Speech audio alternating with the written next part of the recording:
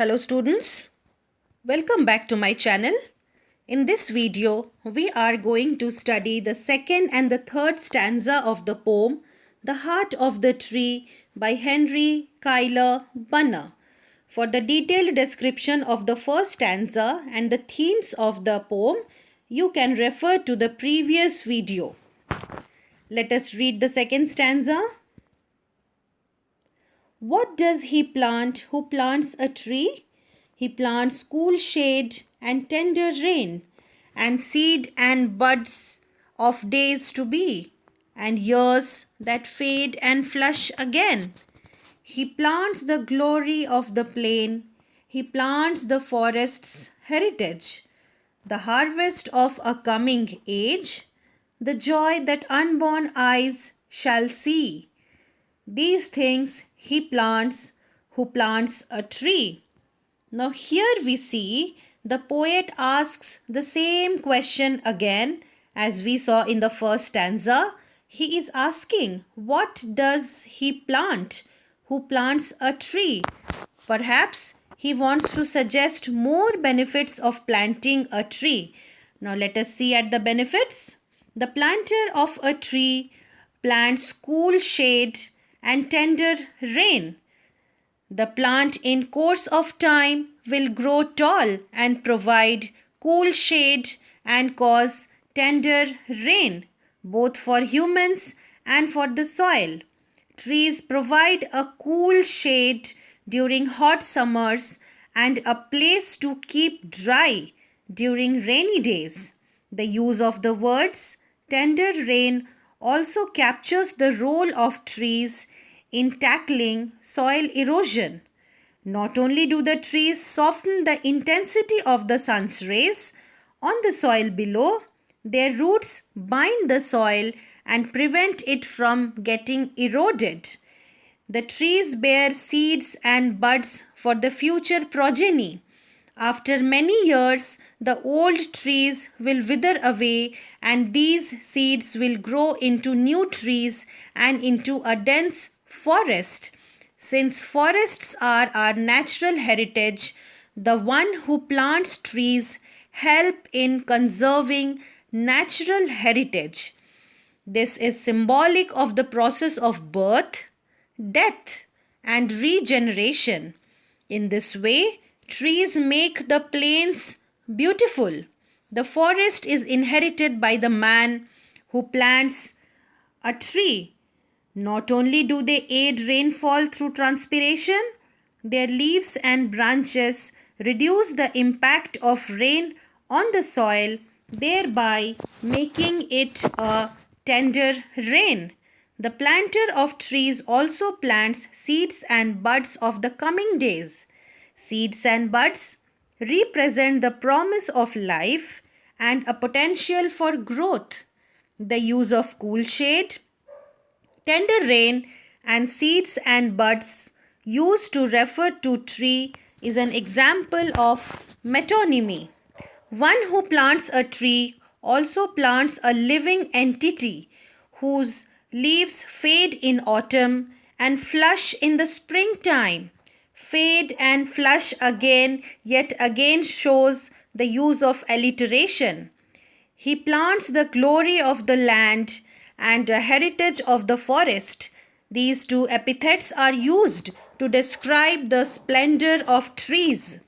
Surely the upcoming generations will reap all the benefits of the trees that are being planted now. The repetition of words at the beginning of successive lines creates a certain impact while reading the poem. Let us notice these two lines. And seed and bud of days to be, and years that fade and flush again. He plants the glory of the plain. He plants the forest's heritage. This technique of repeating words and phrases at the beginning of successive lines is a rhetorical technique known as anaphora and is used to create an impression on the listener while trying to persuade him or her. The use of anaphora is specially effective in this poem as it is a poem that tries to persuade the reader to plant trees by enumerating its qualities. Planting a tree ensures a harvest for the future generation, that is the coming age. It is a gift of a better life from the present generation to the future ones. I synedoque, a figure of speech in which a part is used to represent the whole of something, is used to describe the trees that will be the joy and children of the future, that is, the unborn eyes shall see. Thus, the person who plants a tree also plants a promise of life, a seed of hope, the heritage of the ecosystem, and gives a gift to the future. I hope the second stanza is clear to you, children. Now let us look at the third stanza. What does he plant who plants a tree? He plants in sap and leaf and wood, in love of home and loyalty, and far cast thought of civic good, his blessing on the neighborhood, who in the hollow of his hand holds all the growth of all our land, a nation's growth from sea to sea, stirs in his heart who plants a tree. Now, the final stanza also starts with the same question to create more interest in the readers. But in the final stanza, we see that the poet becomes more philosophical. According to him, the man who plants a tree plants the tree with a sense of loyalty. It celebrates the sheer nobility in the act of planting a tree. The planter of a tree not only plants resources for the future in the form of sap and leaf and wood, he also plants within the tree his virtues. He loves his family and the entire universe. He is concerned about the future of the earth. In short, one plants a part of one's being while planting a tree. The second line shows the use of a literary device of repetition because we see the same thing is repeated. He plants in sap and leaf and wood. Here we can see the repetition of the conjunction and emphasizes the importance of what is being said by slowing down the pace of the poem. This technique is called as polysdenton in English literature. He is concerned about the future of the earth. He plants trees so that human beings can get food from the plants, sap and leaves. Besides, we can get wood for our use. Even the poet thinks about the future of the society. What will happen to the world without plants? Therefore, the man who plants a tree has been described as godlike. The love for home doesn't merely refer to one's own home, but also to earth, the only place we have to call home in the universe. Similarly, loyalty doesn't just refer to one's country, but also loyalty towards the environment, which has given so much to us. By planting a tree, one plants the forethought of doing some good to the citizenry and making the world a better place to live. In doing all these things, the one who plants trees also plants God's blessings. We can see the word he who holds, he is written in capital. He who holds the well-being and growth of the land in the hollow of his hand. H is capital, his hands, which means by the planter is described as godlike, is suggested by the use of the capital.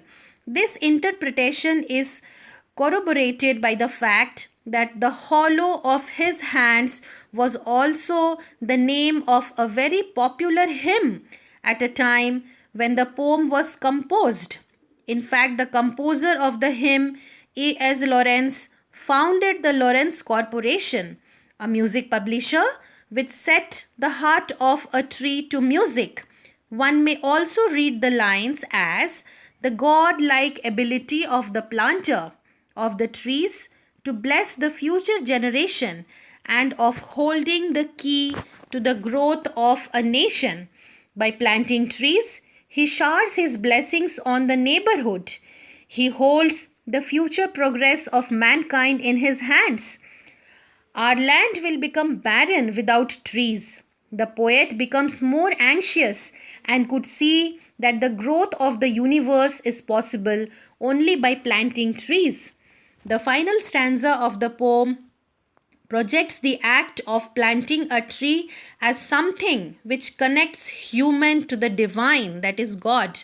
Planting a tree allows us to act as an agent of God's blessing and also enables us to bless the world in a godlike manner by creating a better future and leaving the world in a little better shape than we found it. I hope this video will be useful for you children. If you have any doubts, you can comment. You can write your comment in the comment section. Please do subscribe to my channel, like and share it. And for more updates, keep on watching my channel. Take care, be safe. Thank you and God bless you.